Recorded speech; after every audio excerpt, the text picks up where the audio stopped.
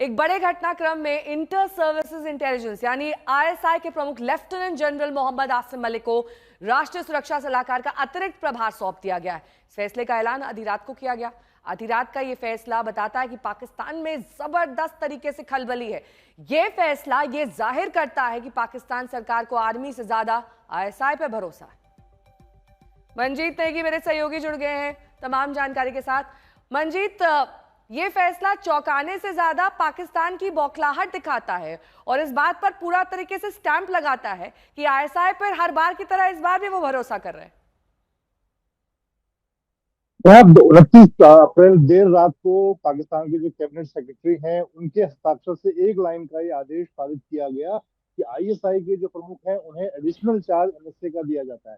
इसके पीछे फौरी तौर पर अगर आप देखें तो दो तीन बड़े रीजन हैं कि अभी जिस तरह से पूरी जो हलचल है उसकी कमान आसिम मुनीर के हाथ में है और आगे किस तरह की कार्रवाई होगी भारत की तरफ से उससे जो निपटना है और कहीं जो पॉलिटिकल लीडरशिप है उसको उसका नियंत्रण से ज्यादा सेना का नियंत्रण है। इसीलिए प्रधानमंत्री के नीचे जो राष्ट्रीय सुरक्षा सलाहकार है पाकिस्तान के उनकी इनकी जिम्मेदारी भी आईएसआई के प्रमुख को दे दी गई है। तो ये सीधे तौर पर पाकिस्तानी सेना की बौखलाहट है और वो चाहती है कि आने वाले दिनों की जो चीजें होती होंगी वो उनके नियंत्रण में रहे।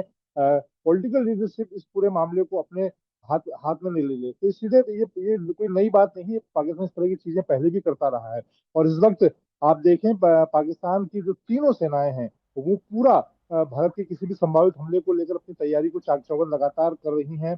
चाहे समुद्री मोर्चे पर नौसेना की उनकी तैयारी हो, सारे उनके युद्ध पोत हाई सी में इस वक्त तैनात हैं। इसी तरह से उनकी जो वायुसेना है वो हाई अलर्ट पर है। तो थल सेना जमीन की बात करें तो लगातार फॉरवर्ड इलाकों में मूवमेंट है और अब आज भी लगातार 7वें दिन पाकिस्तानी सेना ने लगातार एलओसी पर और उसके अलावा आईवी पर लगातार देर रात फायरिंग की है। तो पाकिस्तान की जो बौखलाहट है उसे लगातार इस बात को समझ में आ रहा है कि भारत जिस तरह की घेराबंदी कर रहा है चौतरफा, चाहे आर्थिक मोर्चे पर हो या फिर सैन्य स्तर पर, किसी भी वक्त ठीक है, पाकिस्तान के खिलाफ बड़ी कार्रवाई ठीक हो है। सकती है।